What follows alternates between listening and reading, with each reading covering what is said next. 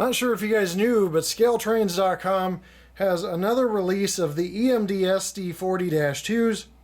We're going to take a look at two today, and both EMD Lease, which is an ex-Milwaukee Road locomotive, and Norfolk and Western, starting right now.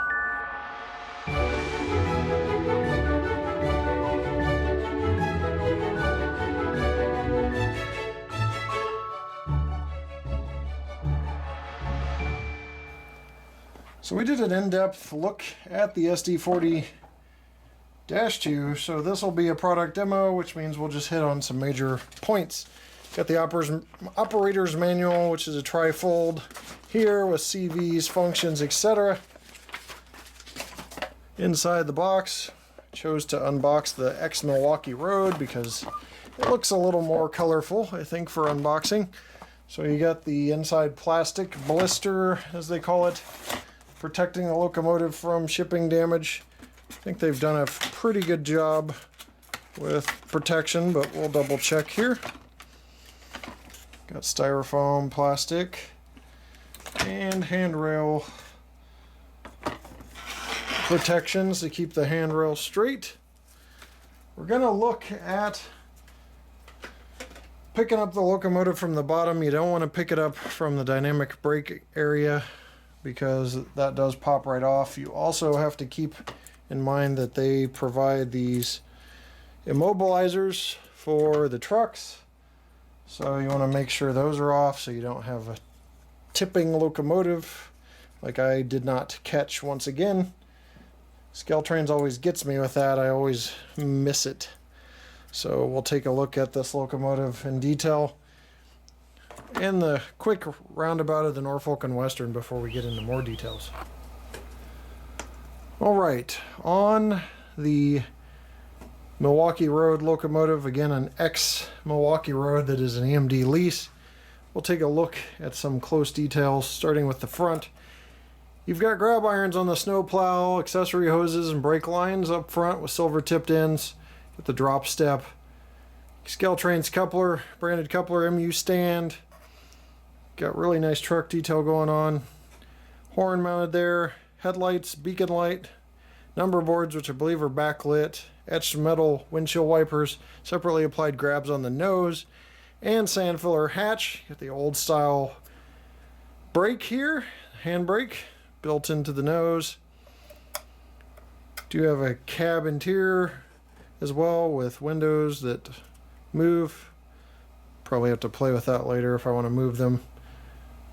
But you got the dustbin hatchback here, blower housing, dynamic brake fan area and radiator fan grill area, along with the areas there for the intake.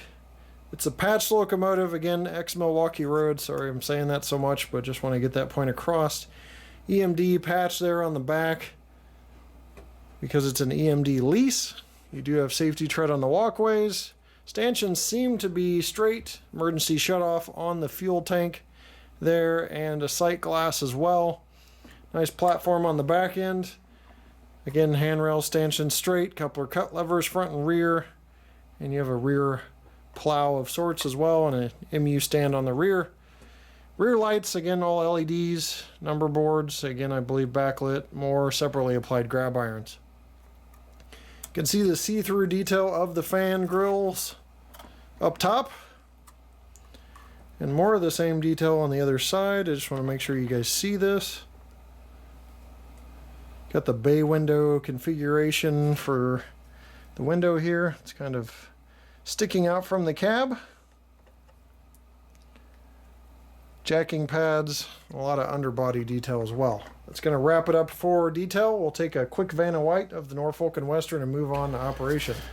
Here's that solid black Norfolk and Western scheme with the yellow areas on the handrails to ease crew safety and knowledge of where to get onto the locomotive and get off the locomotive in the event of an emergency.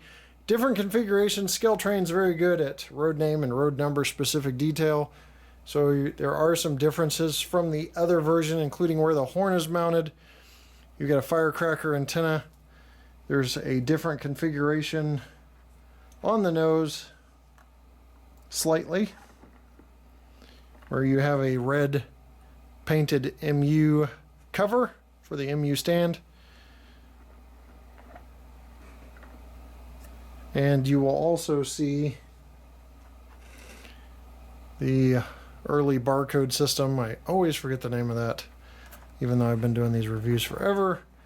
And the bell on the back here, that is different from the Milwaukee Road we just looked at. Those are some of the differences. I'm sure I missed some as well, but just shows you guys how they do road name, road number, specific detail on these locomotives and pretty much everything in their fleet. Apply track power. We'll listen to startup sequence.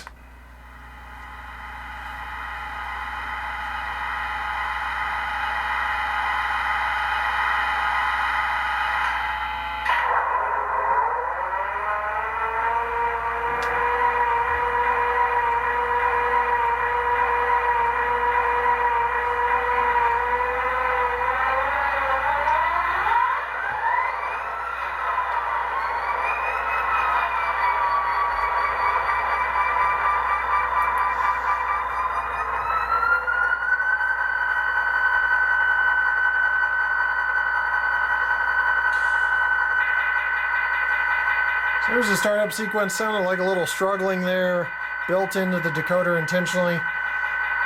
Maybe I'm wrong, but when I imagine an ex-Milwaukee Road unit that's now a lease, it might be an older unit, so it really does fit. You can see that beacon light coming on the top there. That's a function that's separate. Got lighting functions that handle backlit lighting boards and the front rear lights along with that beacon. We're going to listen to just a couple sounds since this is a product demo, and we've already covered these SD40-2's in detail.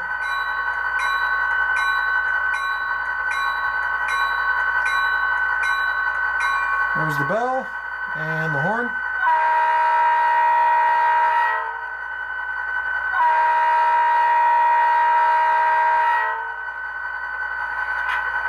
There's coupler clank.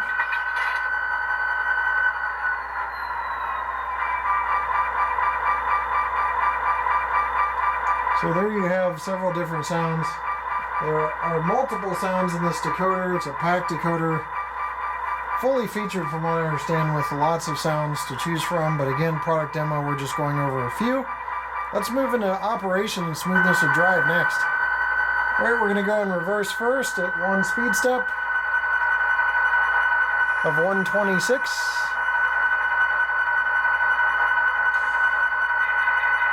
Crawling along nicely with just a slight detectable lurch. 2 is also out of the box without any braking in. 3, 4, and 5. We'll check forward here. Number boards are lead, if I didn't mention that already. I think I did. It's 1, 2, 3, 4, and 5. Here you have operation. In terms of NMRA compliance, we have the wheel sets which are engaged, couplers angled just slightly low on this unit. Using the Norfolk and Western unit, I'm going to show you the classification lights. You hit F5 and you get different colors with each press, as you can see there. White, green, red, and off. So pretty cool, nice features of the decoder. Well, that's going to wrap up our product demo of the Scaletrains SD40-2 EMD locomotives.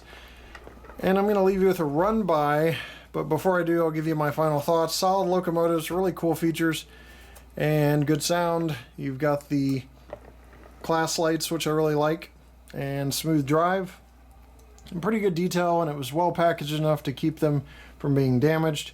I don't think I have any rolling stock to go with these locomotives, so I'll just leave you with the locomotives running in tandem at my grade crossing, and we'll see you next time right here on my channel. Take care.